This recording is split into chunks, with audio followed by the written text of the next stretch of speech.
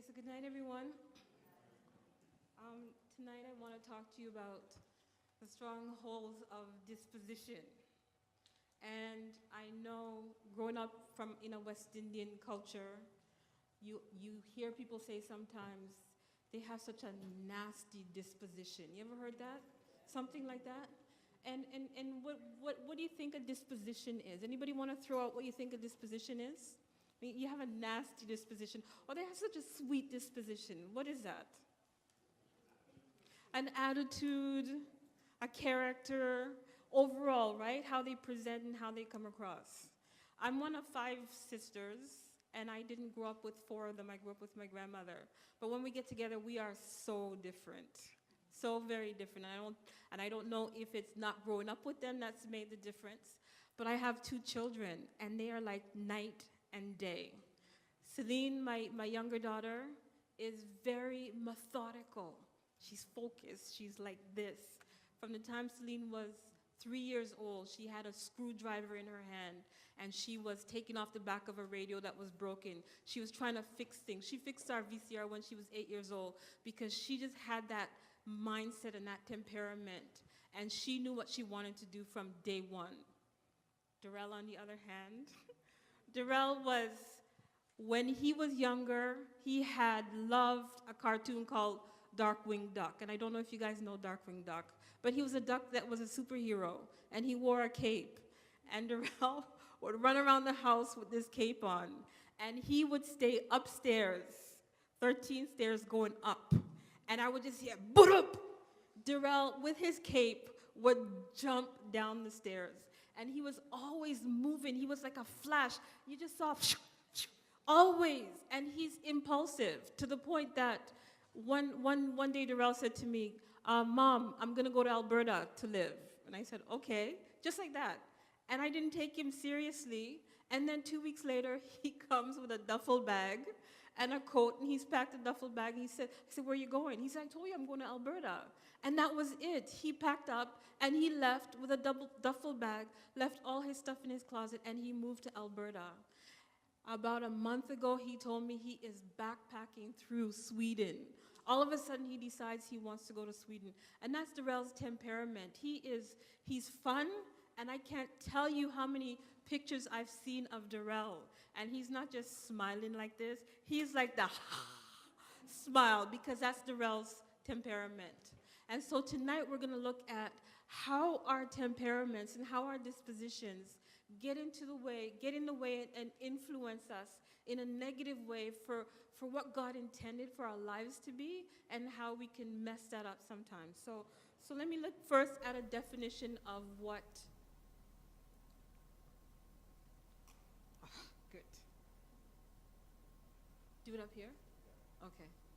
So, disposition, according to the English Oxford Dictionary, is a person's inherent qualifications of mind or character, and it's their inclination or tendency. So in other words, it's your natural, inherent way of thinking, and it's your mental outlook on life. It's the filter through which you process reality.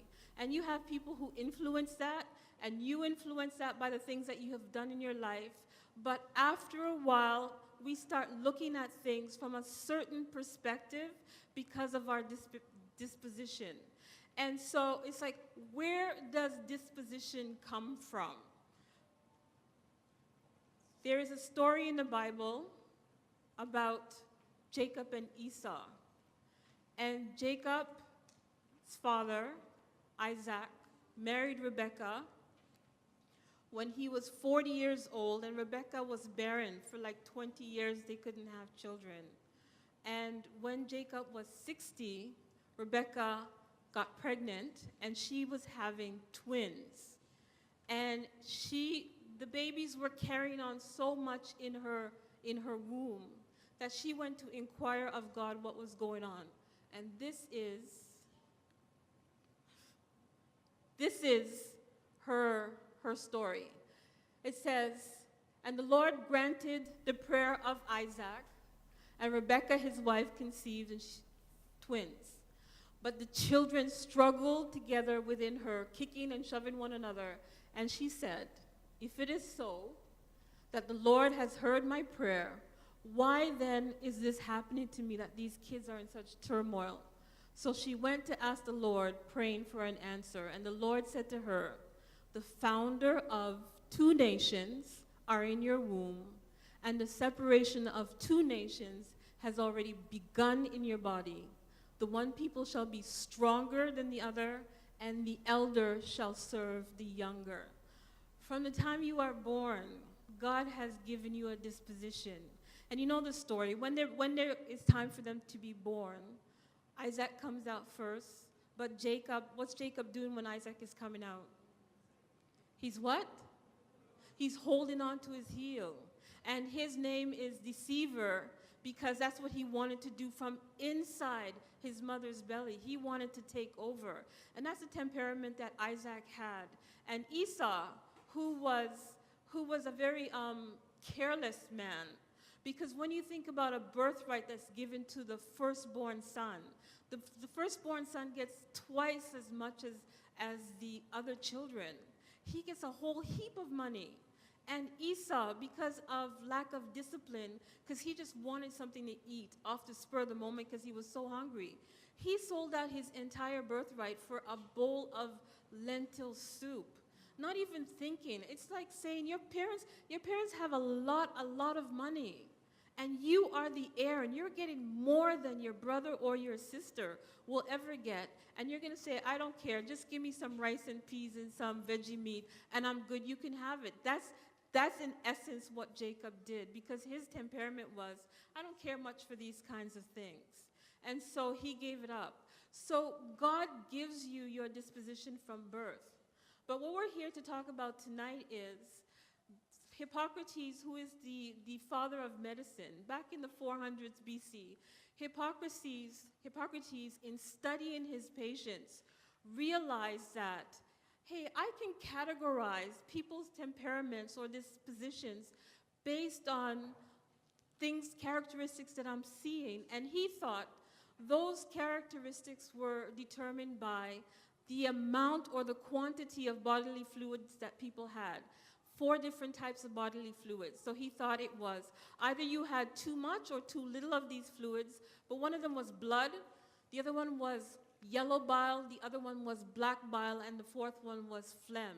And he thought if you had too much phlegm or you had too little phlegm, you fit into this category. And lo and behold, his observations were very astute, because we have come to know these temperaments or these dispositions as the humors, the 4 humors, or the 4 character traits or character personalities, whatever you want to call them, as sanguine, choleric, phlegmatic, and melancholy. So this is, oh, did I go too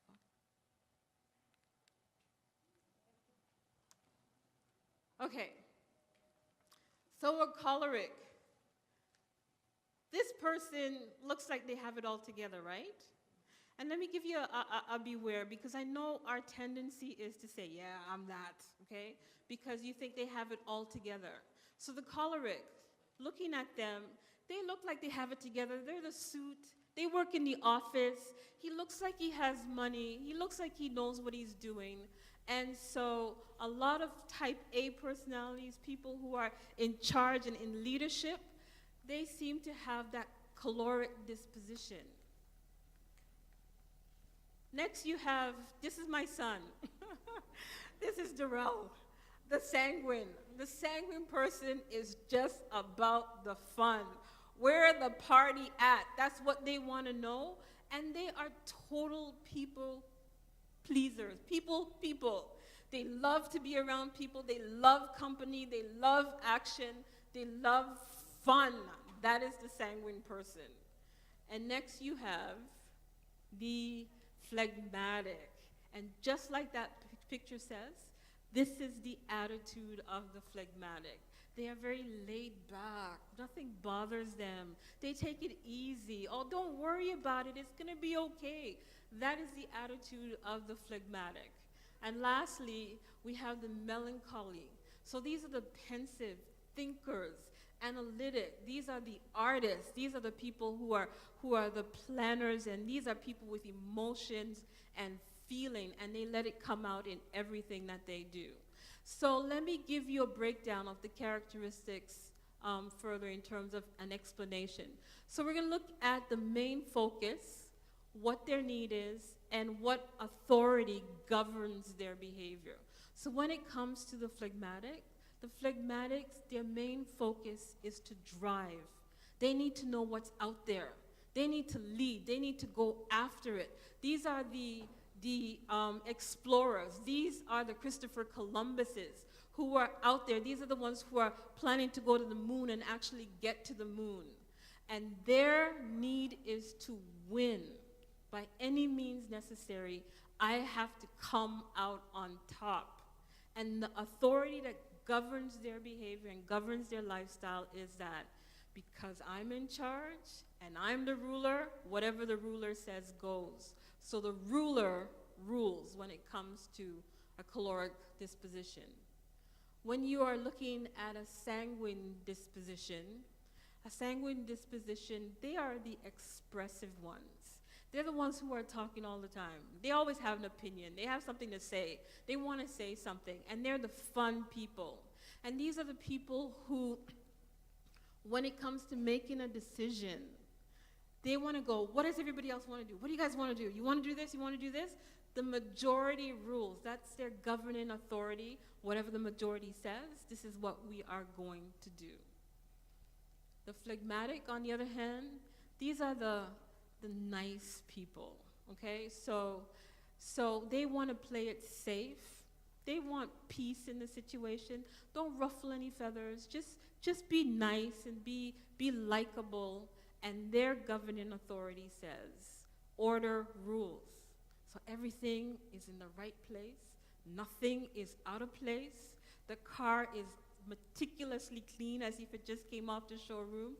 And these are the people who have to have order because it keeps them contained. And lastly, the melancholies. These are the analytics. These are the thinkers. They want precision. They want emotion. They want feeling in what they do. And for these guys, they want to keep the rules. So whatever the rules are, they find out what the rules are, and they're going to keep the rules. They don't break the rules. So if you want to look at personality types that we might know from the Bible, who do you think is a driver, a leader? Give me an example of somebody from the Bible who's caloric. David, absolutely. Paul, all the churches he's building and all the people he's always coming down on and telling them what they need to do. What about a sanguine, an expressive, always talking, always talking? Peter, definitely.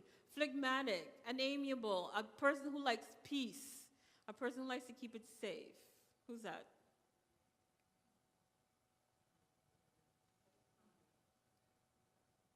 Moses, maybe? Do you think Moses might be a phlegmatic? With all those people that he had to lead in the wilderness and keeping that contained? And what about a melancholy? Somebody who was analytic and precise. Who do you think that might be? Analytic, thinking person from the Bible. Solomon. Paul, we categorize him as caloric. Okay, let's look now at their strengths. When it comes to a strength, the caloric is very decisive. They know what needs to be done, when it needs to be done, how it needs to be done, and they are going to get it done. And so when it comes to a time frame, you never ask a caloric, when do you need this done by? Because the look is, what do you mean, when do I want it done by? I want it done yesterday, right? Because time is of the essence, they need to move. Sanguine, their strength is that they are compassionate. But because they're compassionate, they're spending so much time talking to people and helping people. They're always late for everything. They can never show up on time because they can't finish one thing before they start something else. So that's the sanguine. The phlegmatic, these are the dependable people. You can trust them. They're going to get it done. But they'll tell you, I'm not doing it today. I'm not doing it now. I will do it tomorrow. And be sure when tomorrow comes, it's done because they need order and they need to have everything compartmentalized in a box and they can get it done. The next one, melancholy. These are the ones that will give you their last penny, the shirt off their back, right? Because they feel so much for you. They're all about, they're analyzing your situation, knowing where you've been, where you've come from, where you're going. They are the ones who will give up everything for you. And they are very punctual. Time is very important to these guys. Does anything remind anybody of some of themselves? And I'm hoping that as you're sitting here, you're not thinking, I know somebody who's just like that. Because the intent of this tonight is to understand the stronghold in your own personal life so that you can do something about it. Challenges now for the caloric. Because they have a drive to get things done, they need it done now, not yesterday. They need to win and be on top all the time. They can come off as aggressive, right? That type A personality, always in your face, telling you what to do, and have no qualms, because for them, they need to see an end result. You need to get to that point. And so when it comes to people, because of that aggressive nature, and because of the desire to get things done, they can be seen as, I am using you as a means to getting done what I need to get done. So they might come across as disingenuous, because you're only talking to me because you want something from me, right? This is the caloric personality. They can be seen as users. Sanguines, on the other hand, these people are impulsive, because if they are going by what the crowd wants and what the people want, as soon as this group of people here change their mind, yep, we're there. As soon as this group of people say, no, look, we're not doing it this way, we're doing it, yep, majority rules. No, we tried that before and it's not working. These guys said something else, I am over here. So they are impulsive. And because they want to keep everybody happy and please everybody, that could be a challenge for them. Phlegmatics, laid back, easygoing, and therefore they can be seen as very passive. It's like, come on, man, move, do something. But the phlegmatic never feels that there's a rush. These are the guys that says, yeah, I'll get it done tomorrow, right? And so they are passive, and their issues with people is that, you know what, I can't be bothered. You're not worth my effort. So because of their passivity and because of their lackadaisical approach to life sometimes, they can come off as casting people off, like, I don't care, whatever, right? And the next group, the melancholies, because they are so compassionate and they are feeling your pain, sometimes they take that on and they become very negative people. They say, oh, I've given you everything and you just keep wanting more and more and more and more. You know what, you people, you are beyond saving or beyond hope, and they kind of throw you off. And so they can be filled with a lot of negativity. So do you know which group you're in from what you've heard so far? Yeah? If you are sitting here in this audience tonight and you're saying, I didn't need to know any of this, I already know what personality I am. Anybody said that while this was going up? Nobody said that? Did anybody say, I don't need to know this, I know what personality type I am? Because a caloric will say something like that. Because they don't need anybody to tell them that they're a leader. If anybody in here sat up and paid attention and said, oh, this sounds very interesting, let me learn some more about it. Did anybody do that? Let me see your hand if you did that. A sanguine person would say that. Because they are, this is fun. Teach me some more. Let me learn some more. That's the personality of a sanguine.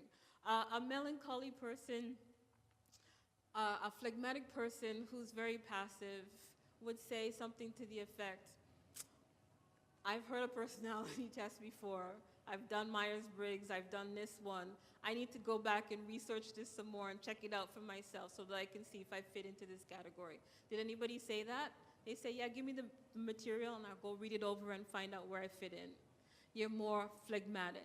And a melancholy person is a person who's saying, I don't even know who I am, and you're trying to tell me I fit into a category, because they are already lost in terms of where they stand and where they fit into society.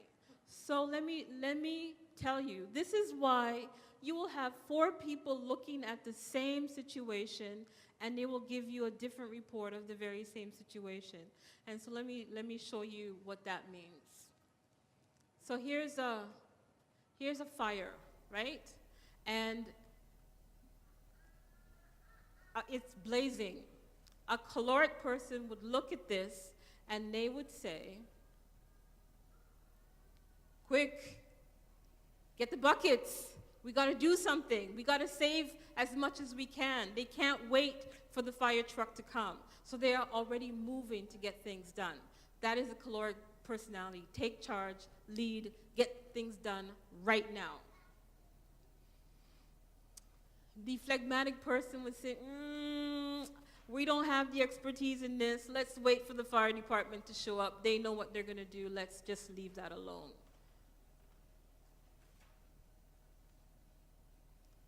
A sanguine person with the personality would say, let's make the most of this situation.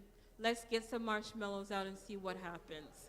That is sanguine because they are the ones who will take a bad situation and turn it around for the best that they can find in it. And the melancholy person is saying, forget it, this place is going down. It's going down. And so these are the different personality types. So knowing this about who you are and a little bit more about yourself, is it such a bad thing to have these kinds of personalities, do you think? Why isn't it such a bad thing?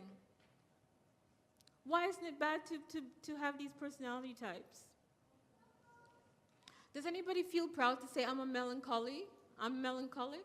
Does that sound like something that you're striving for? You're okay with that? Yeah? Do people go around saying, I am phlegmatic? I am choleric? Do you feel bad about saying that? So then if you don't, why is it okay to have this personality type? What's the purpose? If God gives it to you from birth, what is the purpose of having this? Because what? I heard something over here. What? Speak up, Marlene. Because it's a new birth? It's a change? It's a change? Do you think God could use these personality types? Why did he give us this? For ministry? You don't think he just wants you to have fun as a sanguine? Do you have to be in ministry to use your fun, the fun part of your life as a sanguine? You can have fun in ministry, but yeah, God's given it to you for a purpose. And he says, to break down some barriers. What kinds of barriers, Elder? Mm-hmm.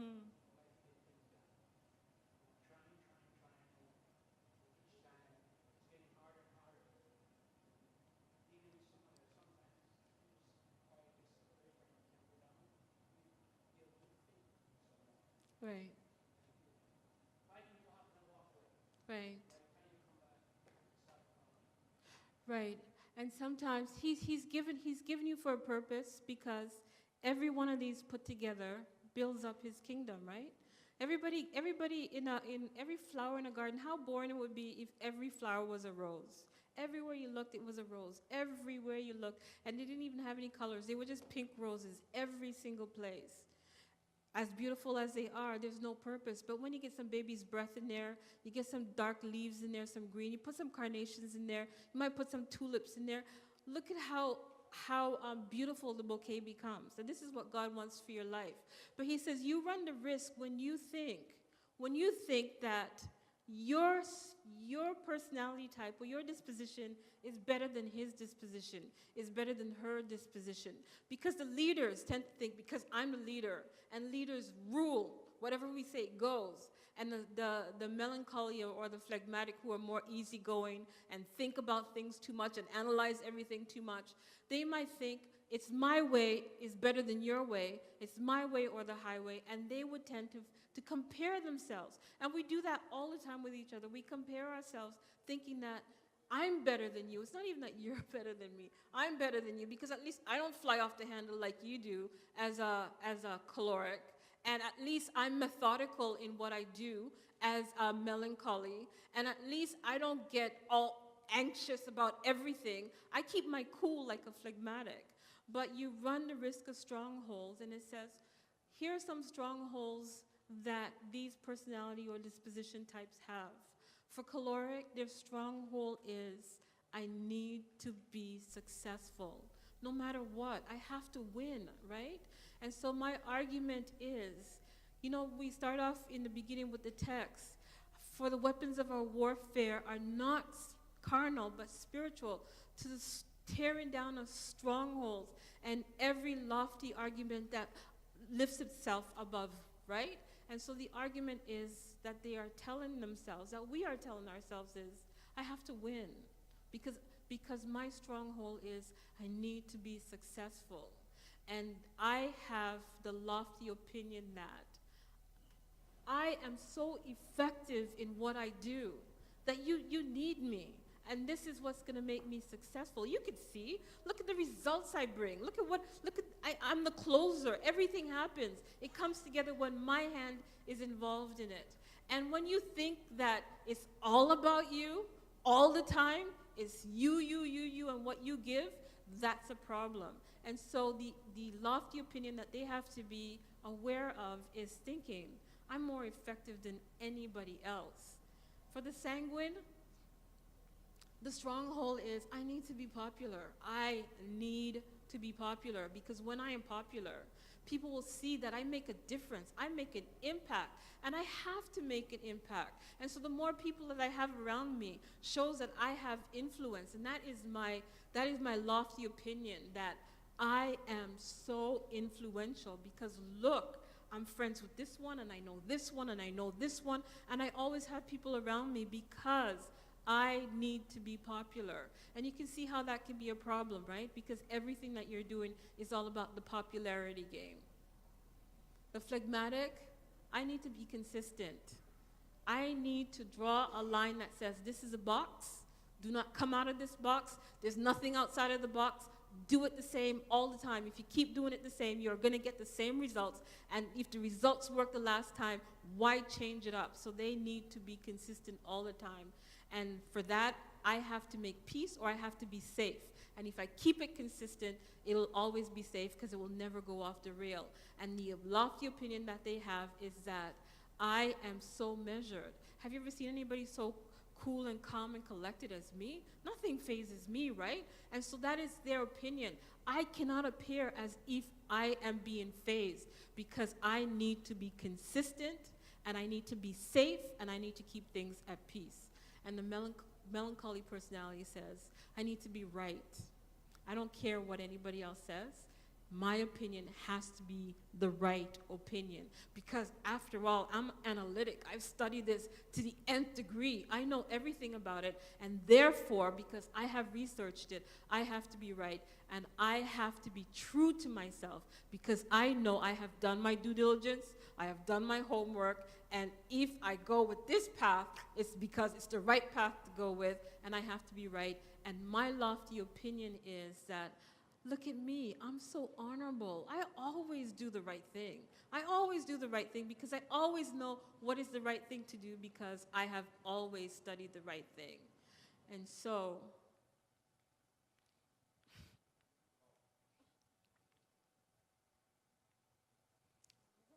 the caloric, sorry, I don't know why this is not working. It doesn't want me to go any further. Oh, okay. So let's see, there's supposed to be more that's coming into this slide. But when it comes to the strongholds that you are holding on to, that we are holding on to in our dispositions, the sanguine person, Their test with God is that God is not available to me. And so because God is not available to me, I have to get all these people to be available to me.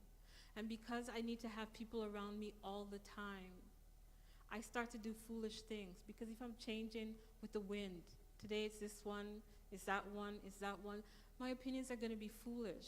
And God is saying, Sangwon, trade your foolishness for my wisdom. Take on my wisdom and become the person that I want you to be. The melancholy person, on the other hand, they're saying that because I'm always right, why do I need God in this equation to tell me what to do? Because I always know what the right thing is to do. And because they don't believe that God knows what he is doing, they leave it all up to themselves. And when you leave all your life up to yourself without the intervention of God, you certainly fall into despair because I can't do this for myself. I can't. There comes a time when you empty yourself because you are always analyzing and helping other people figure out, and you're the one who's thinking and getting to the bottom of things, that you lose some of that and you become full of despair. And God says, trade in your despair for hope. Let me give you some hope. The choleric person, on the other hand, they are saying, God's not fair. Because if God was fair, justice will be swift. I know what to do. And I always do it when it needs to be done. And because they need to be brought to task and they need to be held accountable, do it now. And because God isn't doing it now, God is not fair. And so they get angry. And God says, trade in your anger for my humility. And the phlegmatic person says, I'm afraid because I don't think God is sovereign. Because I live my life in a box.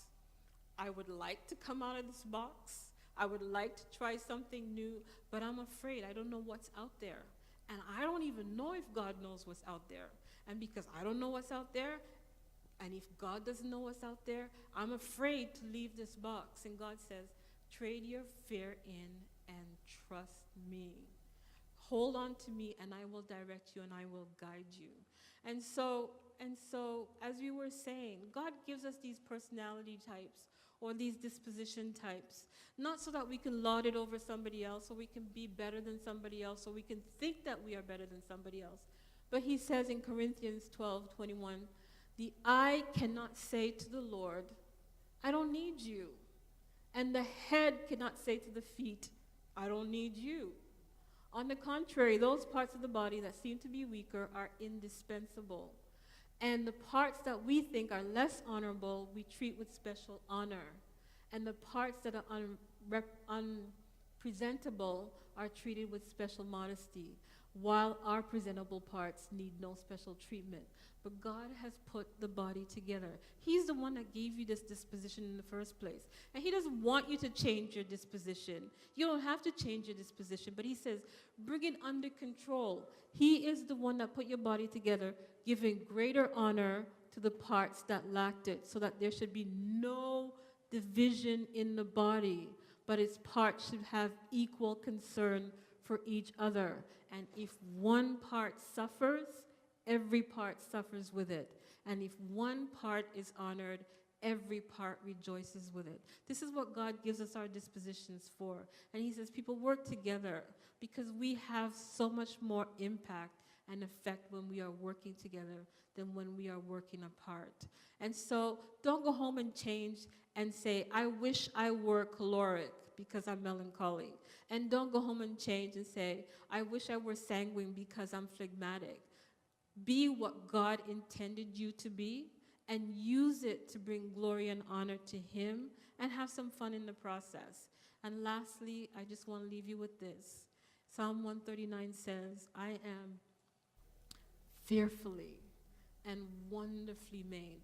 God didn't make any mistakes when he put all your pieces together while you were in your mother's womb. And he says he was fitting them together when there was nothing there. He was putting you together.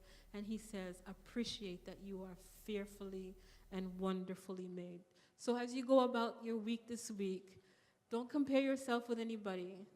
Relish who you are as a phlegmatic or a melancholy or a sanguine or caloric disposition and use it to bring glory to God as we tear down strongholds of being better than, my way or the highway.